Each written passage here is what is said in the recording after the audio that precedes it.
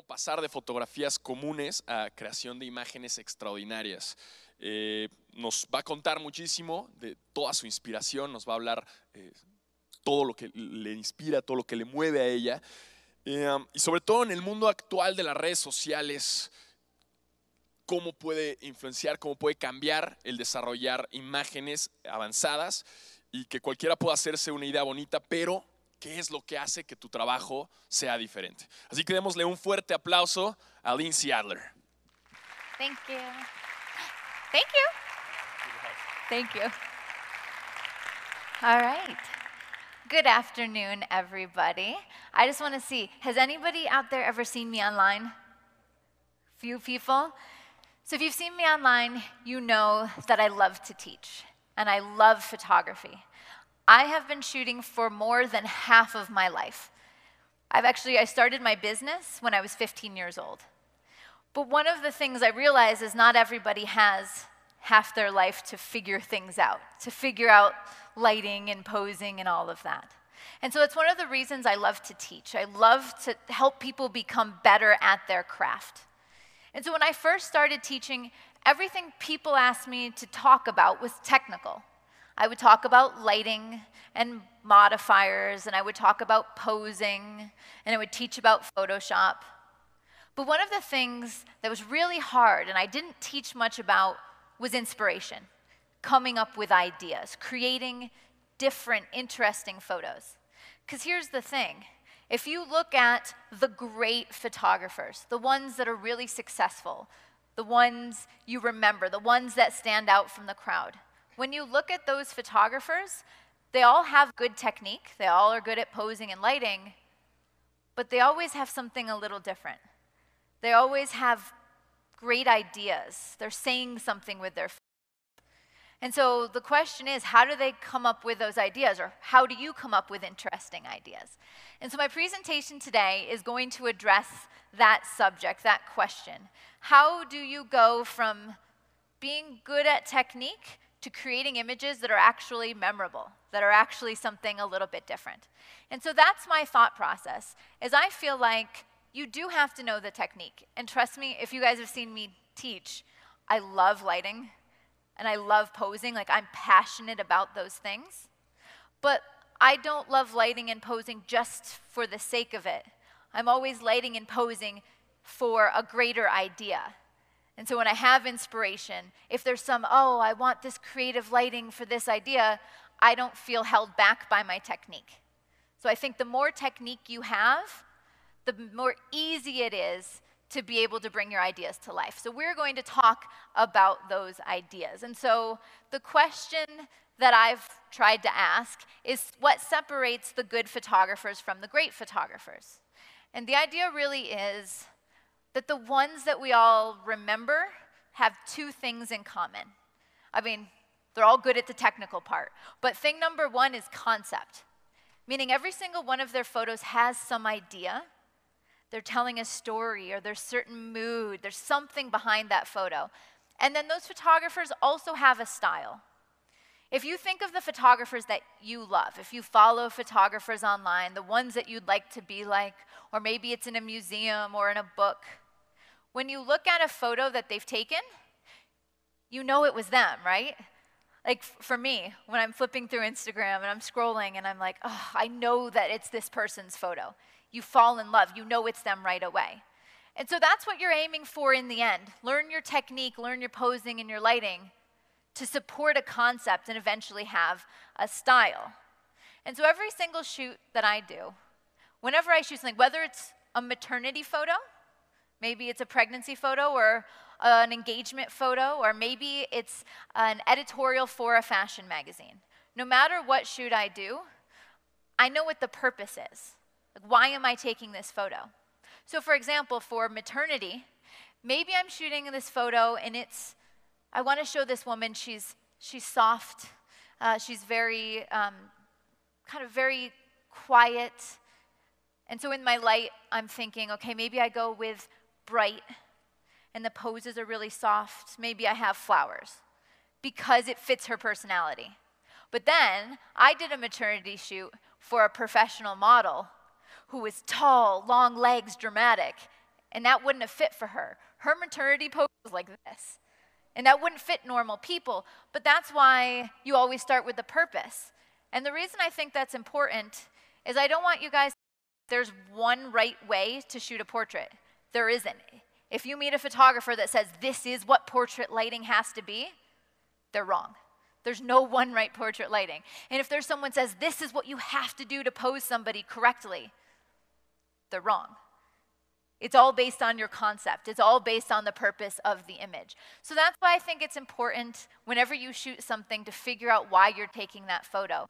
If it's a couple on their wedding day, you're supposed to be showing romance. So if they're kind of awkwardly posed, leaning away, not looking at each other, it's probably not supporting the purpose of it. So when I build a photo shoot, when I plan something, whether it's portrait or fashion, I'm always thinking about all of these things. It doesn't mean that it's a checklist necessarily, but when I know, okay, it's supposed to be soft and feminine, then I know the lighting should be a certain way, and the posing should be a certain way, and the hair should be soft and feminine, and maybe I have props, right? So I actually think if you figure out why you're taking a photo, it makes the whole process easier, because then you know what pieces fall into place. This I wanted to share with you. These are both photos that I have taken. The picture on the left was early on in my photo career. And so I am in the same exact situation as everybody else. I didn't start with an understanding of posing and lighting, and you can see that. And I didn't start with a style, like a voice or a look and a feel to my work, and you can see that. So the picture on the left, I took in 2001. And then the picture on the right, I took last year. So the other thing I want to encourage you is that you don't need to rush these things. Like, you should always be trying to get better. You should always be improving your lighting and your posing and concept. But it can take a while, and you shouldn't get discouraged. It comes from lots of shooting and lots of practicing. And it's not like that was the only bad photo I took. That's a couple's portrait in 2004, and that's a couple's portrait and engagement session in 2015. Or that was a Christmas card that I did in 2004 versus a fashion editorial in 2014. And so it takes time and practice, and it's all of it, right? Yeah, my lighting should have been better, and my posing should have been better, but it was also concept, and it all works together. And this was a portrait I did. I was getting a little bit better in 2007, but by 2015, I had started to figure things out. Early beauty work, where I started, where it ended up. And the picture on the left was one of my first fashion shots. And the reason I put this up there is because the picture on the left and right were lit with the exact same equipment. Same modifiers, same number of lights, same type of equipment. But on the left, I didn't have an idea. I didn't have inspiration. And so this is where I want to lead into how do you come up with the ideas. The picture on the right, the girl, when she had the dress on, she twirled. And when she twirled, I saw this pattern, and I thought it reminded me of a kaleidoscope. Okay? And for kaleidoscopes, you see all these colors. And so the dress inspired me to light it in this way. And I had to shoot from a high angle to see the shape of the dress. The picture on the left, she showed up, and I said, I think I want to try this lighting. Like, the picture on the left, there wasn't an idea behind it. So the ideas are always what makes it stand out. And that's how I feel. A photo is going to be good if you did a nice pose and nice lighting, but it's not going to be great until there's something a little bit more. So one thing I wanted to add is that I mentioned, and you saw in those photos, I didn't start off knowing lighting and posing well, but I obviously didn't start off with a style either. And I didn't start off with a big magazine saying, yes, we want to publish your work, or a big brand saying, I want to hire you. In fact, it was the opposite. I started with all of those people saying, no, we don't want to hire you, and we don't like your photos. So you have to understand that rejection is part of learning. For example, when I studied abroad in London, so I had some school there. And then afterwards, I convinced a magazine to take a look and have a meeting with me, to meet me and look at my portfolio. And at that point, I'd been shooting for 7 or 8 years. And I'd gone to college for photography. So I wasn't a beginner. I'd really put a lot of effort into this. And so I met with the editor of this magazine, and he flipped through all my portfolio, and he looks at it, and he passes it back to me, and basically he said that it sucked. I mean, he basically said it was terrible. He said, listen, it's not bad because of the lighting or the posing. That's fine. And it's not bad because of the clothing. That part's good. It's bad because you don't have a style and it's boring. And he said, boring is just as bad as being poor or bad quality, because the second you leave here, I'm going to forget you. If it's boring, there was no purpose in you even creating the images. You have to have something to say. You have to have a voice. You need something to be memorable. And so this person was actually super mean about it, like very mean, and I cried and everything. Like terrible. But he wasn't wrong. And so I decided after that to start to figure out, well, how can I get inspiration? How can I come up with something that isn't boring, that blends in with everybody else? And so that kind of began my path to creativity. I was not a student in school that took art classes. I was a student that took technology classes because I didn't think I was artistic. And you saw those early portraits, they weren't artistic. But I want you to know that even if you feel like you haven't found your inspiration or your creativity, it's there. It's just that everybody has a different way of coming up with ideas. And so even though I'm teaching a class on inspiration, I can't tell you, here's how you come up with ideas. I'm going to share some of the ways that I do, and ways that you can look at your own photos and try to figure out how to be more inspired. So what I did is, after meeting with this art director, this magazine editor, is I went back and I shot once a week. Every single week, I did a personal shoot. So it wasn't, there wasn't some client or it wasn't a portrait person. I just shot whatever I wanted once a week.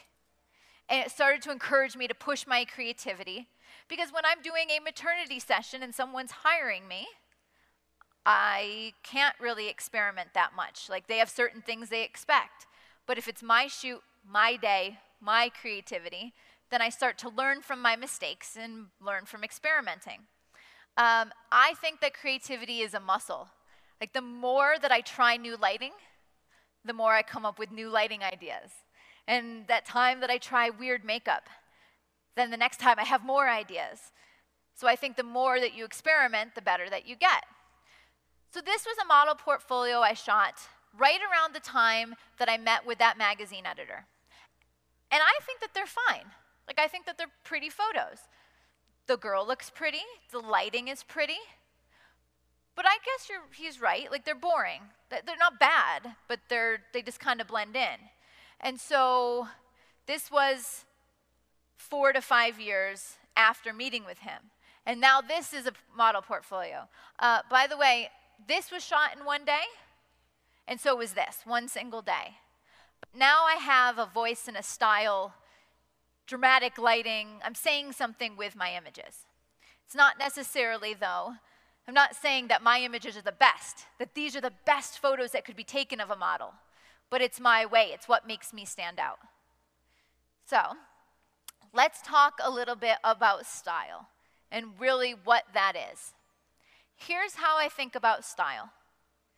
When you look at a successful photographer's portfolio, there's usually 3 to 5 words that describe the entire body of work, like the entire collection of their images. There's a certain feel to them. And usually one of them is subject matter. One word is they shoot athletes, they shoot portraits, they shoot relationships, they shoot, like, I don't know, what's the subject matter? And then usually there's something to do with the visuals, like everything's really dark and moody, or maybe it's bright or colorful or painterly, something to do with how it looks. And then the last word is usually something for how it feels. It's joyful, it's romantic, it's bold, like aggressive. It depends on the work. And so if you look at the successful photographers, you see this over and over again. There's 3 to 5 words that you see describe their work over and over again. So when you see one of their photos, you know it's one of theirs. So here's something I encourage you guys to do, is if right now I pointed at you and said, you have to come up here and show this entire audience 3 of the photos that most define you, describe you. Your favorite photos, the ones that you feel like, yeah, that's me. That's not the same as what gets the most likes on Instagram, okay? Totally different things. But the ones that define you, and if you came up here and showed them, what are those 3 photos? And then take a look, what do they have in common? What is it that you like about them? Is it the colors, or is it the lighting, or is it the way that it makes you feel? One of the other instructors here, and he's here today, and it's also my boyfriend, Chris. Yeah, right, I agree. I super agree with that. One of the things that we talk about, and this is just to address the social media thing. Social media is very important for my business. It gets my work in front of lots of eyes. It helps me connect with people. But and Chris has a very robust following, a big following as well. But if you took a photo from his feed and put it on mine, and I took a photo from my feed and put it on him, on his Instagram, even if we had the same number of people liking, we would get very different responses. Less comments, less likes. And the reason is when you find your voice, you gather people who like your work. So don't worry about what people are liking. If you produce a style consistently and you have a voice, people who are attracted to it will be drawn to that. And that's the people who hire you. And that's the people who follow you. It is much better to have a voice that you're passionate about, because then you don't get bored. And when you really love it, you can see it in your images. But if you're producing it because it makes other people happy, not you, you see it in your images. So I encourage you to figure out those 3 to 5 words that define your style. And then what you do is you go do more of that. What is it that you were attracted to in your favorite photos? And then give yourself assignments to shoot more like that. Every single month, I shoot 2 days a month where I don't get paid a dime. I don't make anything. But what I do is I try to shoot more images in my style and experiment and build my portfolio. If you're not doing that, you're not growing. And that's definitely how I get inspired. I try new things. So I wanted to show you some examples of what style looks like so you can see what I'm talking about. And so I picked myself, my best friend, and my boyfriend. But I picked people that are photographers that I know that are successful with the style around me. They're proof of concept. It really does work. So Brooke, if you look at her work, she's a fine art photographer. That's her subject matter. The visual qualities it's painterly. It's often a little bit darker. But then the emotional is it's whimsical. Meaning it's surreal. It doesn't feel real. There's always a dreamlike quality to it. And also dark describes the emotions. Her work is always a little creepy. Just a little bit. It's like pretty creepy, you know? So if you take a look at her work, when you see her images, you know it was taken by the same photographer. And as soon as you see an image now, after this presentation, that was taken by her, you would know it instantly. Because it's similar sensibilities. It's like this way that she sees the world, the lens, the unique vision she has. And so that's the goal, because now she's memorable. And if somebody wants to buy a print that looks like that, they buy it from her. Or she's done so many book covers and album covers. If they want that feel, they hire her. Or then Chris. So for Chris, describing his subject matter, he focuses mainly on portraiture. But portraiture of a lot of different subject matters. If you look at his work, the overall visual feel is painterly. The place he gets inspired by the most is paintings. And I've been to many museums with him, and I love when I see him look at a piece of artwork, I see his brain just going. He's inspired by the pose and the light and the brushstrokes, all of it. And so that is a visual sensibility. The lighting or the feel is always dramatic. It's never like normal someone hanging out on a couch. It's always dramatic, stylized, interesting lighting. And then it's timeless. When you look at his images, you can never quite feel if they're old or new or what time frame they're in. And so the best photo he's ever taken is the second one. That's me, if you didn't pick up on that, okay? But all of these shots were taken with totally different lights, totally different sets, but it's the way that he sees the world. And it shows up in his images over and over again. So now he has a memorable style. And then taking a look at my work, I generally shoot fashion and beauty photography. And I always use a lot of color. And how I think of it is this. For me, stylistically, it's bold. I never shoot somebody just kind of sitting hanging out. It's bold poses, bold clothing, bold makeup. Like it grabs your attention. I don't do anything subtle or quiet. And then clean, graphically, in every single one of my frames, every single pixel is on purpose. I made the decision about everything. And then also graphic. The poses are graphic, the compositions are graphic. And so, here's 4 different images I've taken. They're totally different, but the same, because they're from the same sensibilities. The way I use color, or the way I pose people, or the way I compose my shots. That's what I mean by style. Brooke, Chris, and I have drastically different styles. No one of them is better than the other. Although if you want to say mine's better, that's fine. Just kidding. I don't even know where Chris is, and I'm harassing him. But that's the point, is that each one of them is different, so they're going to appeal to different people, and that's fine. But they're memorable because they have a united voice throughout. And eventually it comes naturally. In the beginning, I had to shoot on purpose like my style. Okay, so I need to use bright colors, dramatic lighting, strong compositions. I had to think about it. But then, this was a portrait that I did of a designer. She designs those pieces. And I didn't actually plan out any of these to look like me. Now, kind of when I do a shoot, because I've been doing it so long, I go, oh, well, how would I take a portrait? I would take it like this. This is how I would do an image. So it does come with practice. And it comes with realizing you're creative, but figuring out what your brand of creativity is. Chris is creative in a different way than Brooke is. It's different than me.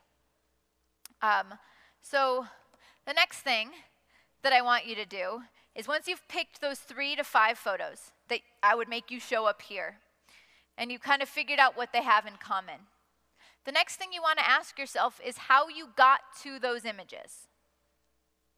Meaning, how did you come up with those ideas? Was it the person that inspired you? The model? Was it the clothing? Was it the lighting? Like your favorite photos, what is it that attracted you? Because then you should go do that again, right? Like figure out what it is that inspired you to be creative, and then try to hone that over and over again. So I figured out, for me, a lot of times it was an interesting piece of clothing. I would look at that piece of clothing and build an entire story around it. I'd look at that dress and say, what kind of model, what kind of person would wear that dress?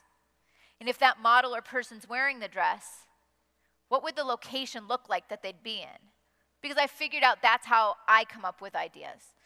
Everybody's creative process is totally different, but no one can be a professional artist without knowing their creative process, like how they keep creating interesting images, because otherwise it's an accident, and you can't make a living off of making accidents over and over again. It can't be luck.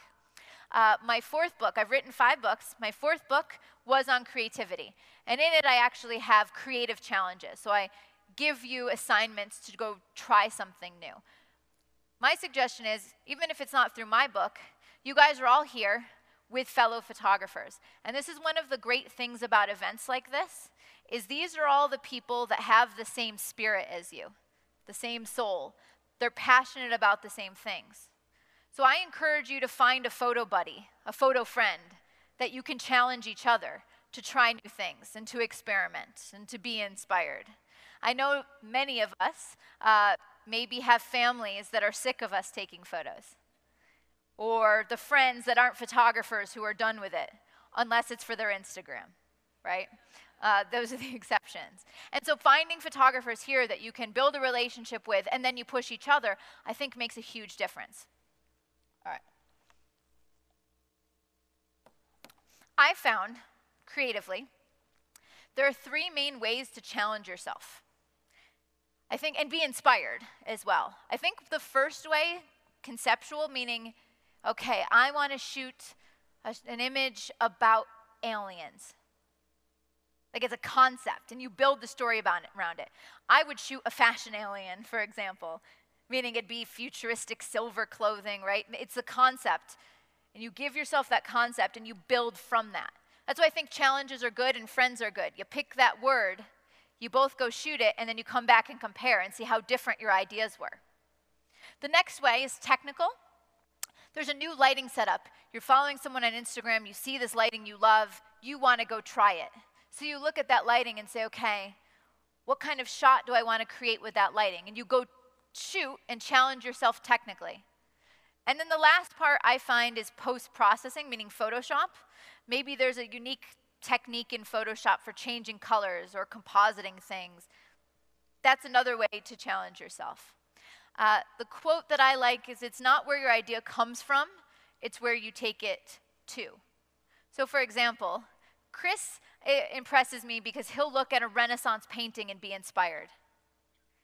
But that doesn't necessarily make his inspiration more valid than me looking at a dress and being inspired. You just have to figure out what inspires you and repeat that. So where do you start? I'm going to take you through my creative process, but you have to figure out yours. Go back, figure out where you draw inspiration from. So for me, on any given shoot, what I do is I start with one beautiful thing, like one thing that inspires me. For me personally, I'm inspired by a million things, like everything now, because now that I know more about lighting and posing, I might look at a painting and be inspired by the posing, but I might watch a music video and be inspired by the clothing. And I might see an ad on the street and be inspired by the pose. I'm constantly absorbing as much as possible because I never know when I'm going to grab a piece, an idea from someone else and work it into my work. It's not about copying their photo, but taking little pieces of it. I love that light, that pose. I put those kind of things together. So every shoot that I do, I start with one beautiful thing. Beautiful hair, like I love this hairstyle, or beautiful makeup, or a beautiful piece of clothing. And so I'll say, okay, for that piece of clothing, the example was, who would wear that dress?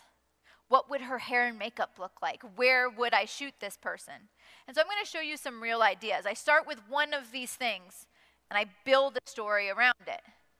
And I always ask myself, when I shoot something, why do I want to shoot it? So here's the example.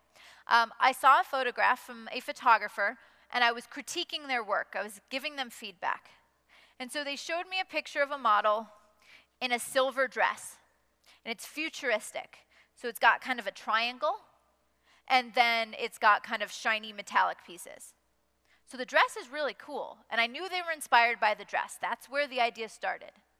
But how they shot them was in a field, kind of an open field, backlit. So it's very dreamy lighting. And then beautiful wavy hair, and then kind of vintage cat eyes, you know, like the little eyeliner on the side. And then the pose was kind of like this. And the thing is, all of the pieces separately were okay. The hair was pretty, and the makeup was pretty, and the dress was pretty, but they just kind of threw it all together. If you figure out what inspires you and try to build from there, it makes a better image. Everything needs to support your concept. And so when I shoot something, I say, okay, well, why did I want to shoot that? And then I try to build my story around it. So let me give you an example of wardrobe. I had a designer who approached me and said, I just designed these really cool gold like crowns. Would you like to shoot it? Right from there are a million ways I could shoot these crowns. There's no right or wrong way. But I have to figure out how I want to do it. So my brain kind of goes, okay, so what do I like about these? And what do they make me love? All right, when I look at this, like there is a strong, powerful woman wearing that crown.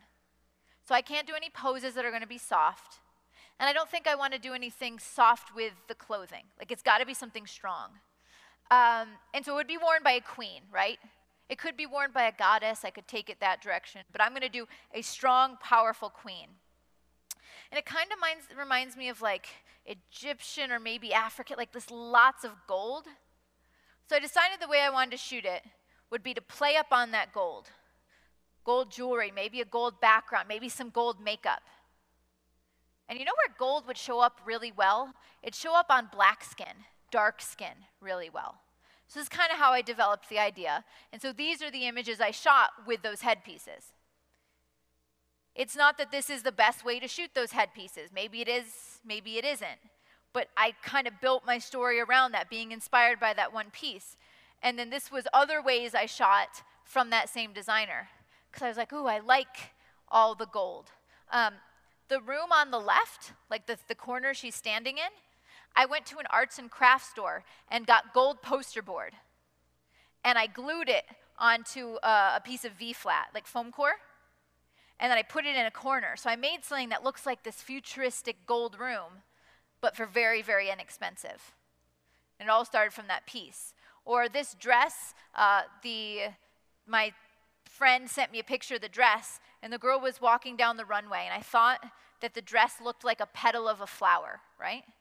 So I said, well, I could shoot this in a field of flowers. And that's how I came up with the idea of where to shoot it. Or locations. This is a location, I didn't shoot this photo. This is a location in New York that has all of these mirrors on the wall. And I said, all right, so if I shoot there, what I like about it is it's weird. Like it's a little bit creepy, like all these mirrors and all these reflections. So if I shoot it, I don't want the girl smiling in the reflections. I want it to be a little bit dark and a little bit mysterious. So what I ended up doing is I did like this really dark lighting. And she actually is wearing a different outfit in the reflection on the left. So it's like her ghost. It's not about it being the best way to shoot that hallway, but I had a way to come up with an idea. Not be boring with a girl hand on the hip standing in the hallway. Something a little bit different. And because of that idea, I ended up shooting this as well. This is the same model. I shot in a tripod. I had her in one outfit, and I shot a bunch of pictures. It's just window light. That's all it is, window on the left-hand side. And then I had her change outfits, still on the tripod, shot a bunch of pictures. And then in Photoshop, you put one picture on top of the other, and you erase part of it. And now it looks like there's two of her in the scene. But it was inspired by the last picture, having multiple versions of her in one photo. This one was inspired by the location because someone offered me to shoot in a cave. And you know who lives in caves? Superheroes. So I made her look like a superhero. But it's not about the idea, it's where it came from. And it's saying, why do I like this location? It's dramatic. Who would be in a cave? Superhero, I'm going to photograph a superhero woman. Or you could be inspired by a prop. This was the very first image I ever took in my style. I took this picture now 2003. No, hold on. 2007. This is the first one I took with my style. And so what I did is I went online, I went on eBay, and I found these cyberpunk glasses. And I asked myself what I like about them. And so looking at them, what I like is I like the color. So I want to make sure my photo emphasizes the color. And I like the pattern. I want something really graphic. So if I have a girl in jeans sitting at a bar with these glasses on, it literally does nothing for me. It's got to emphasize what I liked about that piece. So to keep it graphic, like simple, maybe I crop in. And to base it off of the colors, maybe I just do the lips the same color or something like that. So this was in 2007. So like more than 10 years ago. It's my first one of my style. And this is the photo when I took it and said, this is me. This is me as a photographer. Well, what do I like about it? It's clean, it's bold, it's graphic, it's colorful. And then I started building my style from there. And there's lots of examples of how you could be inspired by props. But the next one that I recommend is themes. So if you have a photo club or a photo group or friends that are photographers, pick a theme and go shoot it and see what you come up with. I think that sometimes having some kind of constraints, like having some kind of rules, makes it easier to come up with ideas. Because if someone says, shoot something cool, I don't know where to start, right? Like shoot what? What do they think is cool? Like, I don't know where to begin. But if someone says, shoot something cool with the theme of water, then I start going, okay, so water. I look for images on Instagram or Pinterest. All right, what images of water do I like? I like the ones where the sky's blue and the girl's wearing a bright colored dress. Like I start to build it around that. I think it's easier. So just to give you some ideas, this one was the theme of Christmas. And this was my candy cane editorial.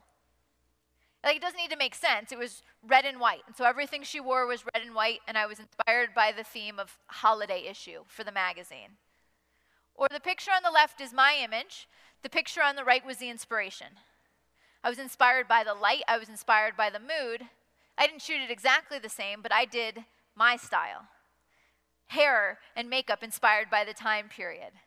And the way the clothing isn't inspired by that other work. So I start with something, figure out what I love, and try to do my own version. This magazine's theme that I was given was royalty. And so I said, okay, I want to do a version of a queen. And so I went and I researched crowns. Crowns that I could get access of buying or borrowing online. I found a crown. If she's wearing this crown, what clothing would she be wearing? Try to build it from there. A magazine had a theme that was psychology. So, you know, like the ink tests. So I did a whole shoot based on the ink tests. So I was like, all right, psychology, visuals. And so this shoot mostly was done in Photoshop. The cool piece she's wearing isn't anything. It's a piece of cardboard that I had attached to her, and we painted it black and white and then glued on feathers on one side.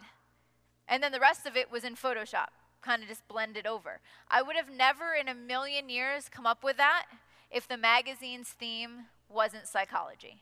So that's why I think themes are easy. They help you come up with ideas.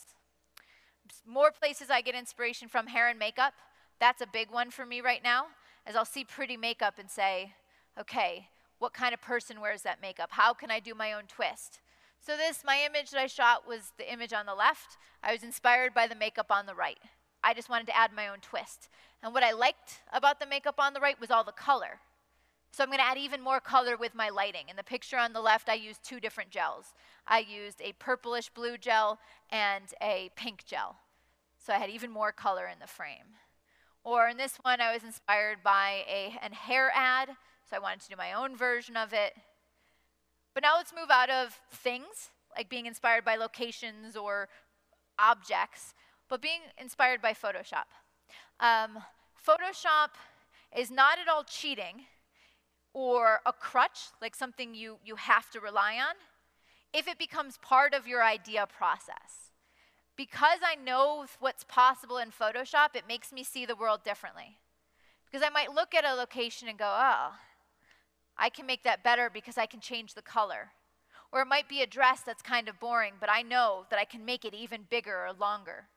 So the more you know about Photoshop, you actually see your world differently. So to give you an idea, for this photo, I was walking past these flowers in Central Park. I used to live right on Central Park. And I was walking past, and they were all dead, kind of brownish, yellow. It was November. And I said, you know what would be cool if I had a model laying in red flowers? But that's expensive, and I don't have that money. And then I said, wait, I can just Photoshop it. So that's what it looked like. And there's all these, you can't really tell, but there's all these dead leaves.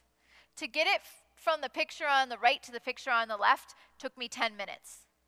It's kind of technical, but if you go to hue saturation and you go into the yellow channel, meaning you go to yellows, I can make yellows red. And then I can make the greens red. And I can make every single color in there red and then just erase it where I don't want it to be. And it makes the picture so much more interesting. So I think that if you experiment in Photoshop, it can make you a more creative person. So these are both if you learn about blend modes. And so you can do overlays of patterns. Picture on the left is something called a darken blend mode. You can overlay people. Like, the things you can do are endless, but I think it makes you feel more free because you can know, even though it's not real, I can make it real because of Photoshop. I also get a lot of inspiration from other artists, like other people. I follow 1 billion people on Instagram. not a billion, but like I think I follow like 2,000 people. And I'm constantly saving photos. And it might not be because I love that photo, but I love the lighting, or I love the story, or I love one thing. And then when I'm doing a shoot and I can't figure out what to do for makeup, I go back to my saved photos and I can scroll all the different types of makeup that I like and pick one of those. So I get inspired by other artists. This was an artist that turned photos into paintings. And so kind of his dripping paint inspired me to do a half photo, half painting fashion editorial. It was directly inspired by him.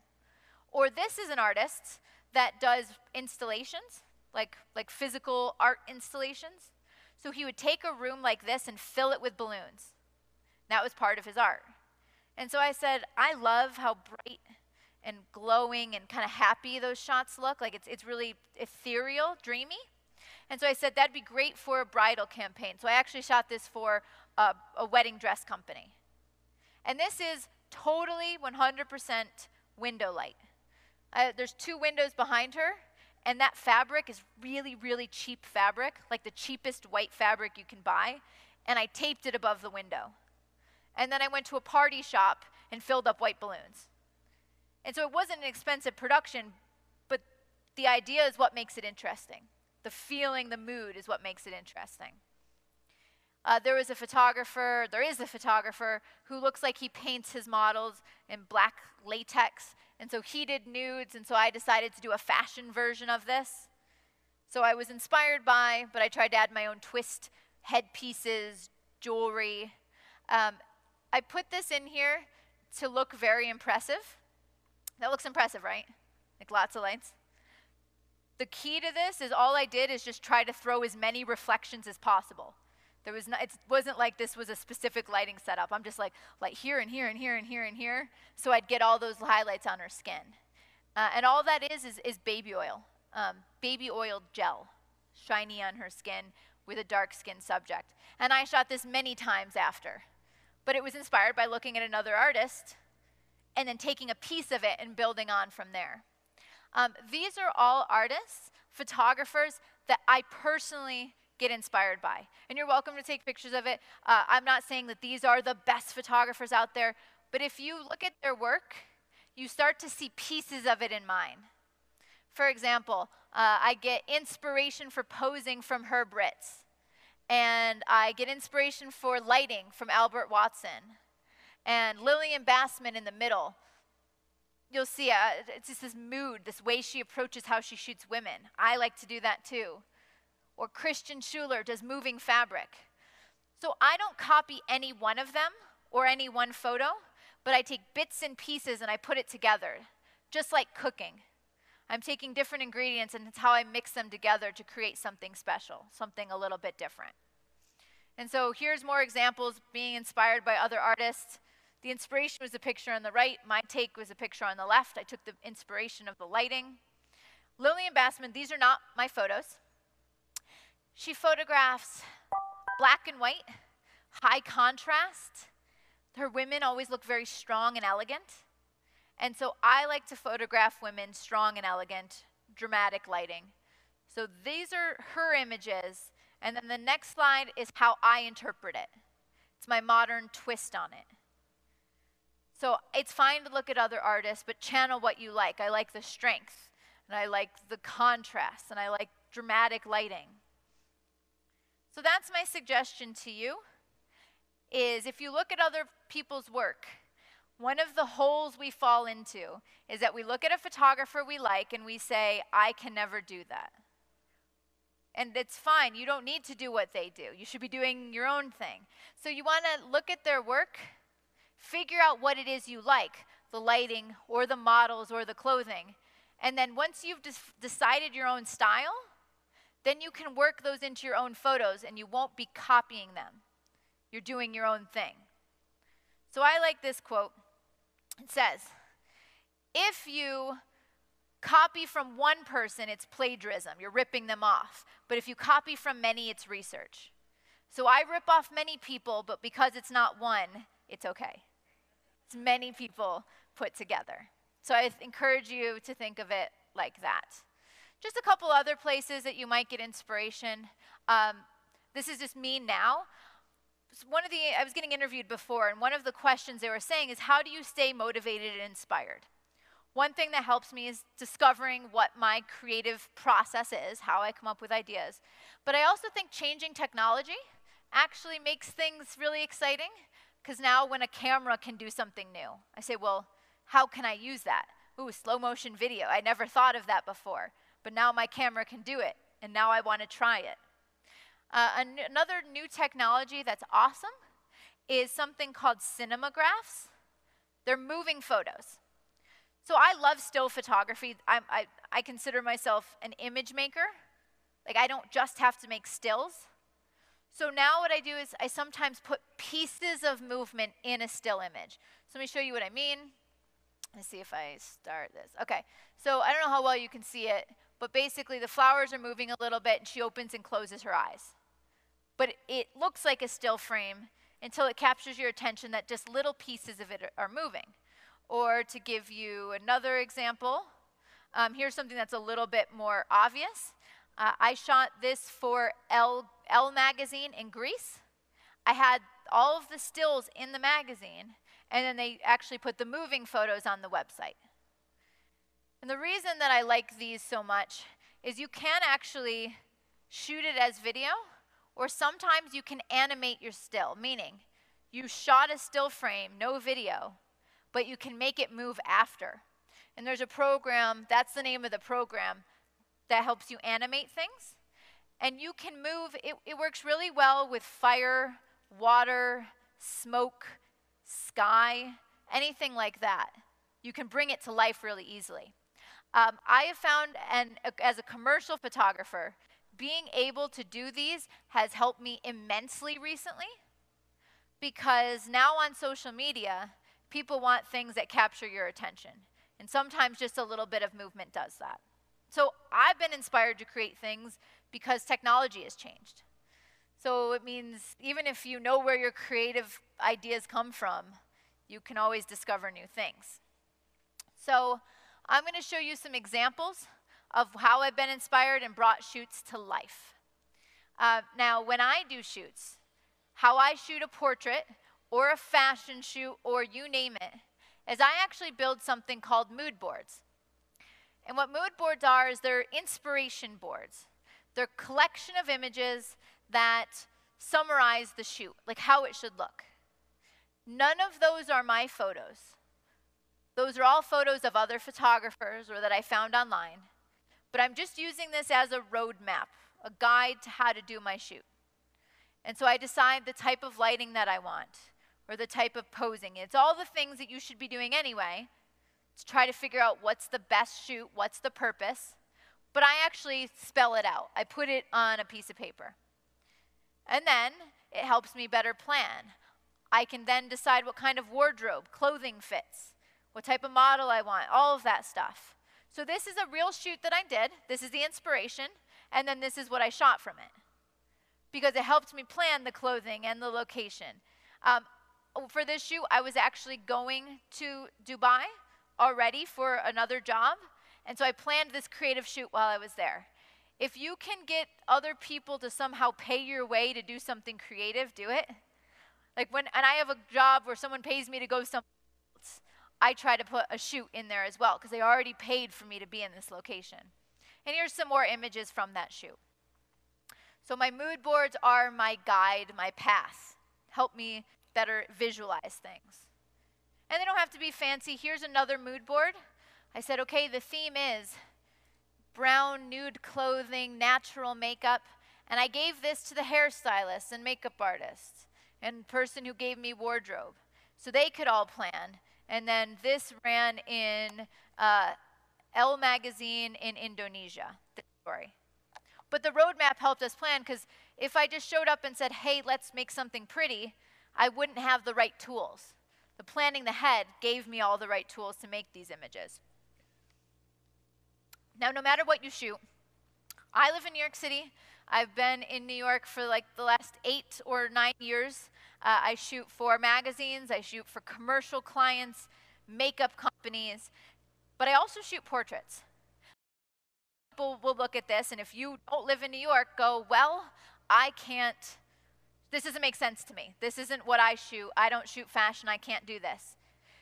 No matter what you shoot, you can do this. You can come up with inspiration and plan a shoot. For example, I photographed a little girl, and the family loved the movie Grease. So we planned it out, and I told the mom to find something that looked like the clothes on the right. And so this was the little kid's portrait. So you can come up with concepts even for photographing children, or maternity, or athletes, or it doesn't matter what you shoot. This was a lingerie shoot I did. This was the mood board. And we picked out the type of, I said, this is the type of lingerie you should buy. This is the type of lighting. Hair and makeup, this is the type of hair and makeup. And then these were the types of images, which looks like the mood board. You know the direction it's going to go. Another example, this is one of my favorite examples. So this is a real family portrait that I did. And the family wanted a Game of Thrones family portrait. It's the mom and dad's favorite TV show.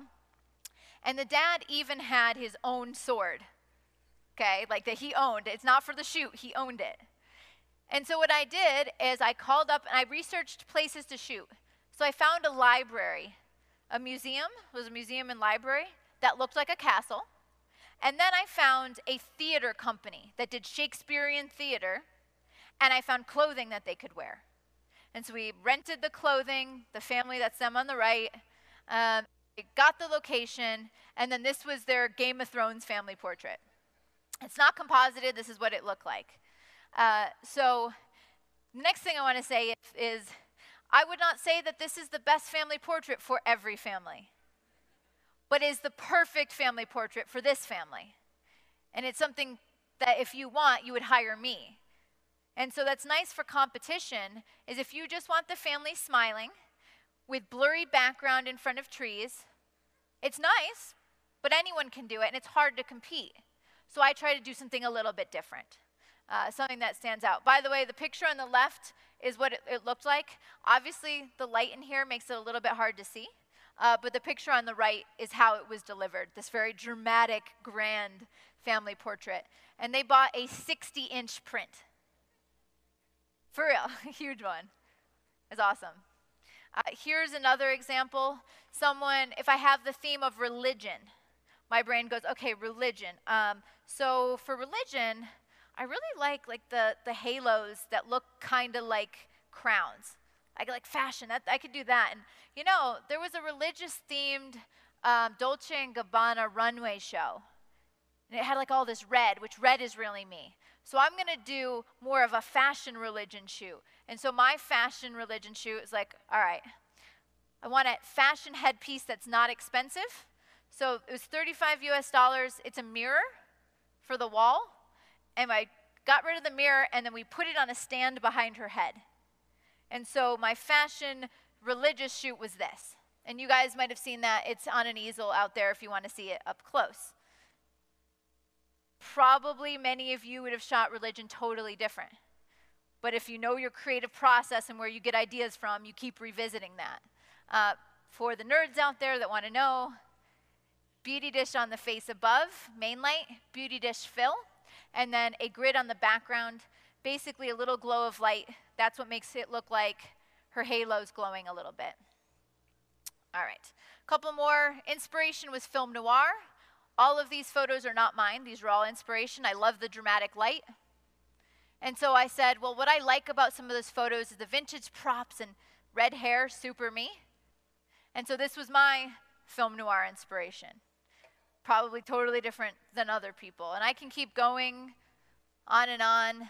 But now to the excuses that all of you, I know, not all of you, but most of you are thinking. You ready? Excuse number one, I don't shoot professional models. Yeah, I get paid to shoot portraits a lot of the time. This next month, I have 2 portraits. One is of a 17-year-old girl. It's her graduation photos. We're doing a fashion shoot for her. The other one is a woman who's a CEO, and we're shooting her book cover. I treat this all exactly the same. But to give you an idea, this was a high school senior portrait, so it's around age 17, 18. The picture on the left is what she showed up looking like. Not that she's ugly, but it's not stylized. It's the style and the light and the location that makes it interesting. So that excuse doesn't work. Also, this picture, very much my style. This girl wasn't a professional model. She is a ballerina in Seattle. She does ballet professionally now. Next one is people say, I don't have designer clothes. I don't live in New York City. I don't have access to these clothes. So I think this headpiece is awesome, right? Really unique, avant-garde. It's made out of IKEA placemats. $25 worth of IKEA placemats that are spray painted. And this was kind of the lighting. It's a 3-light setup. Or this one, this headpiece, is made out of zip ties, a headband, and super glue for little gems gluing on it. So also very inexpensive. Or this one, these are window decorations. Like, I don't know what people really use them for, but they're from a dollar store. I don't know. Does anyone decorate with those? I don't know. I think it's a thing. All right, next one is, well, I don't have a lot of money to spend on things. Okay, I think this is really cool, dramatic headpiece and dress. Okay, how expensive do you think it is? Expensive, right? It's supposed to look expensive. It's foam core. Okay? It's pieces of board that are cut out and held as a dress and a shirt, but it's backlit and silhouette, so it doesn't matter. People always have excuses for things, but it's more about being creative. The next one is, I don't have expensive gear. These 3 photos were taken with totally different lights. One of them was $200. One of them was a speed light, Canon speed light, and then the next one up was a $1,200 studio strobe. You couldn't tell the difference. I'm sure if you look at that, would you know that that's cheap, that's super expensive, and that's so it doesn't matter. It's more about your knowledge on how you use these. And here's the behind the scenes to prove it, okay? So you believe it. Cheap strobe, professional strobe, and speed lights. So your gear isn't a good excuse either. And then this is the pictures I made with them. And so people say, how did you light it? A large light source, soft and close to her, with a white reflector on the left. Yeah, but what gear did you use? It doesn't matter. It really doesn't. People get very caught up on it, but you could do this with very inexpensive strobes, or you could do it with speed lights. A specific tool doesn't matter. So my point of this is, I actually want you to get something out of this presentation. And the only way you won't get something out of it is if you put up a lot of excuses, the reasons why you can't do these things. So always know that you actually become a better photographer when you have to problem solve. So sometimes there are barriers, but you're even better when you get around those. So the very end of my presentation, and the thing I encourage you to do, even if you shoot landscapes, even if you shoot babies, it doesn't matter what you shoot, is to do a personal project. And a personal project is to pick a theme and you explore that theme. You shoot it in many different ways. Your theme could be ballerinas. Maybe your theme is the elders, the older people in your community, photographing them in a place that's meaningful to them. I'm not sure what your personal project would be, but something that speaks to you, because it challenges you to think outside the box, but it also allows you to be emotionally invested in something, like really love something you're shooting. And it gives you more energy as a photographer. Also, it could become a book project or a gallery, or it helps spread your name. It helps get you publicity. So my personal project, just to give you an idea, is I looked at my portfolio and I decided that my favorite images were the color red. So I wanted to dive deeper and shoot everything red that I could possibly shoot. So I made lists of all the different things I could shoot red, and then I started to do this. And this was about 2.5 years ago. I worked on it for about 6 months to a year, and I shot red fabric pulled over the face, red fabric pulled over nudes. Then I looked for red dresses, and so I photographed a variety of red dresses, red on red on red, exploring this. Red dress with sparkles and movement.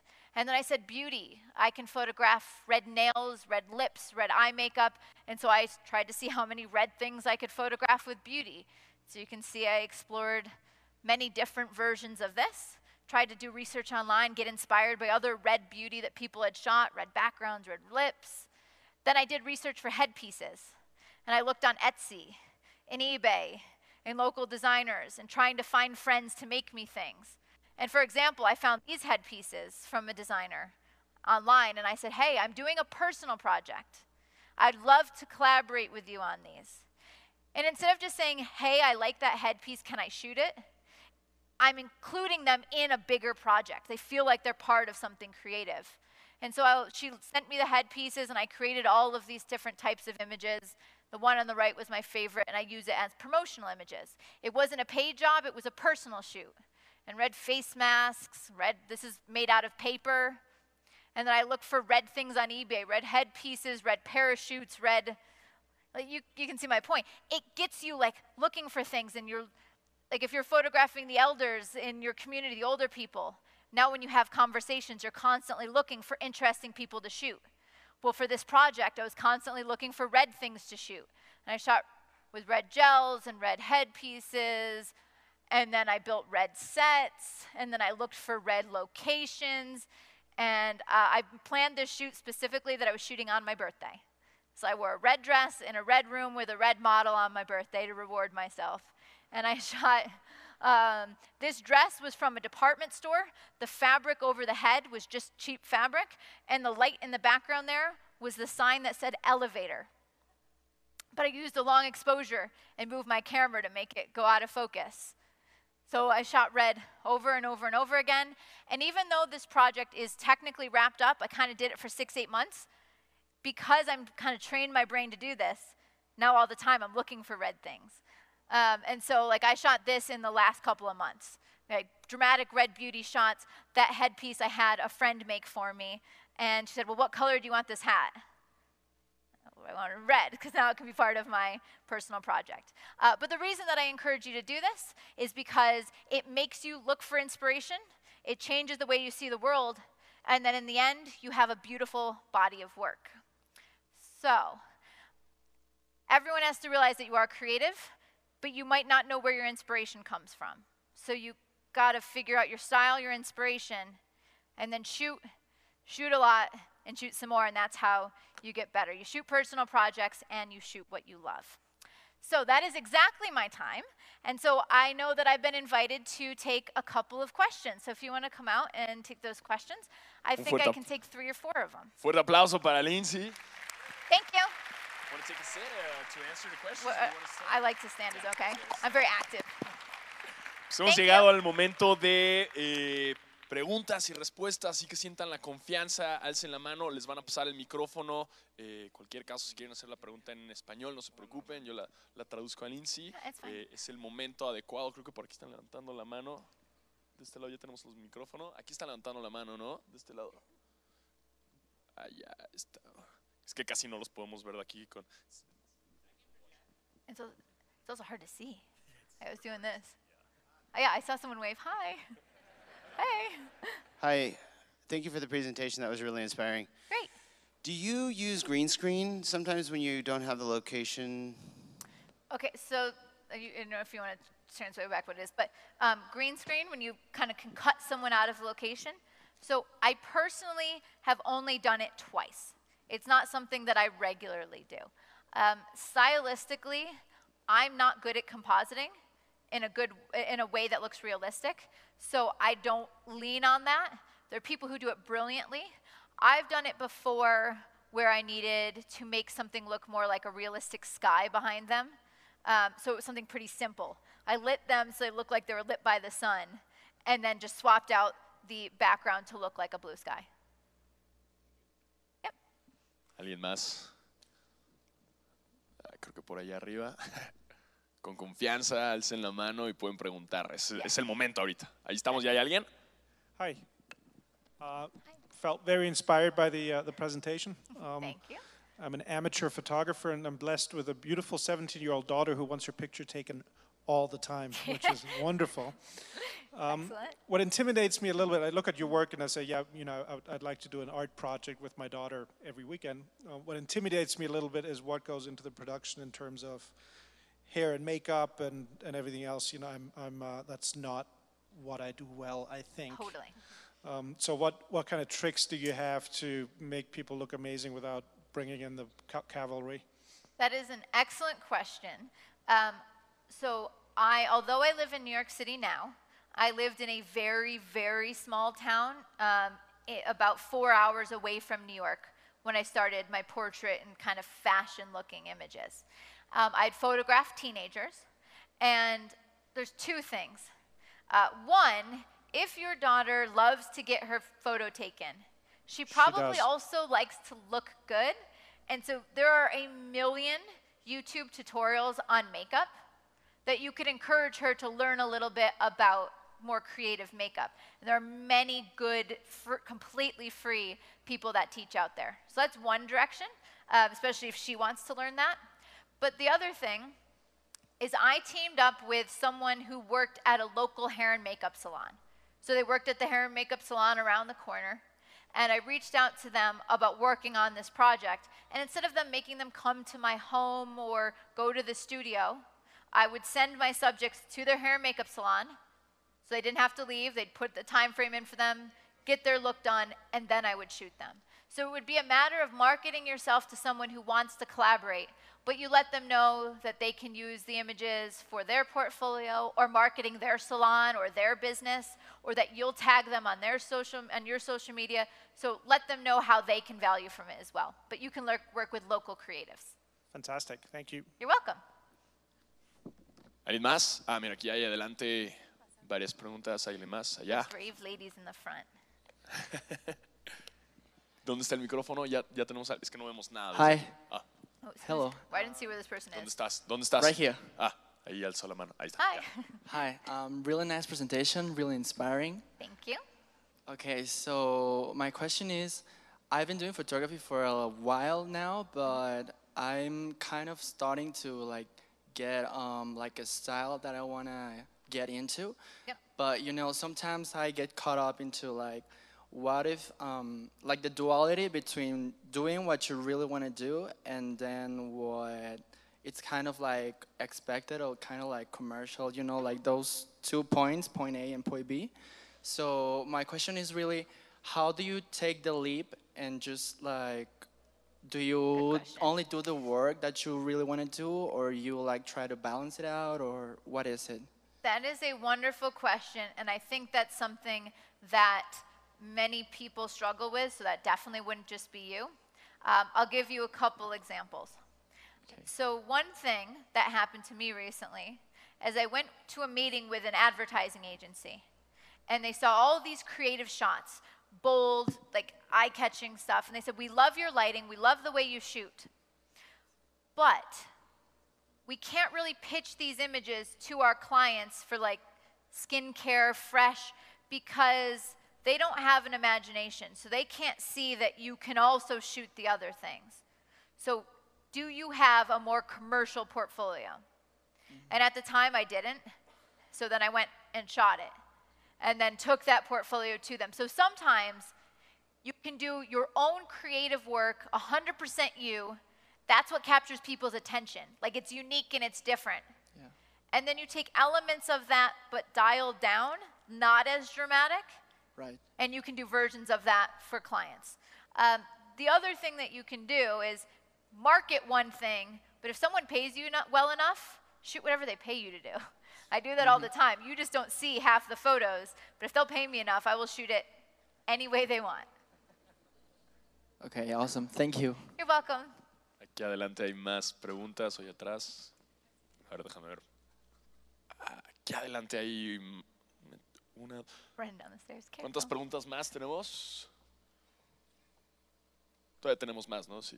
O ya casi estamos terminando. Okay. I think these are. Last one. That's fine. I'll go fast. Yep. Yeah, that's fine. That's fine. Thanks for your presentation, Lindsay. Of course. How about the selection process? Once you shoot, there's a million pictures, and then who do you talk to or who helps you? Is it just yourself? And how do you decide?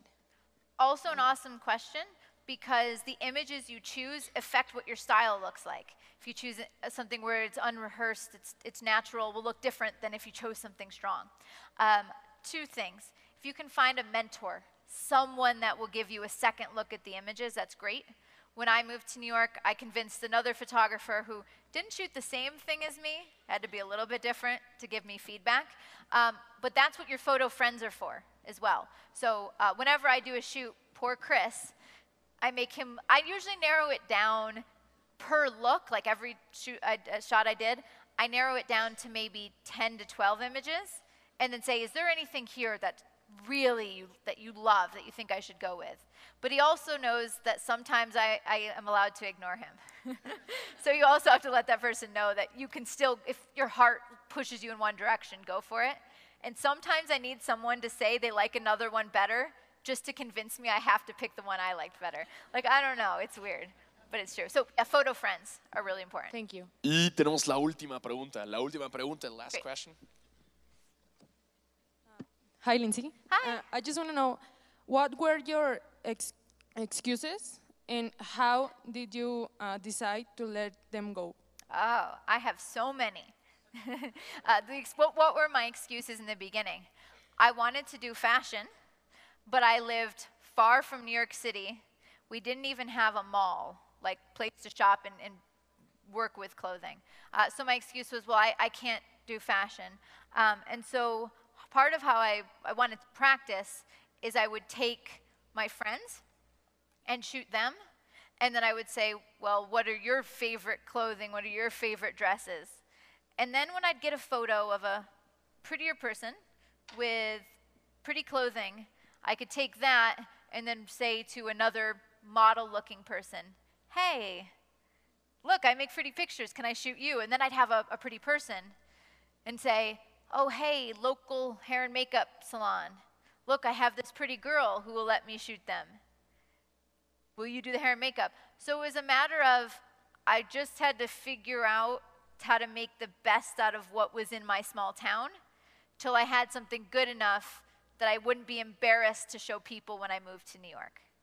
I think the other excuse that I had was, not having any money, which I didn't. But part of that is I'd find other friends who could make things. I'm really bad at like arts and crafts, like making things. But I had a friend who was awesome. She loved scrapbooking and she could make all of these things. I said, how would you like to make me a headpiece?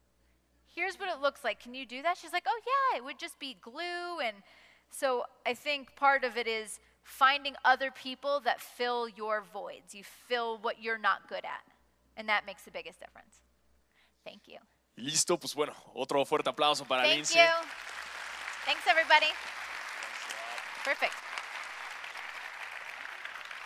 Y finalmente, ya saben, allá afuera hay muchas experiencias fotográficas para que disfruten. Están los photospots, están los photoshows.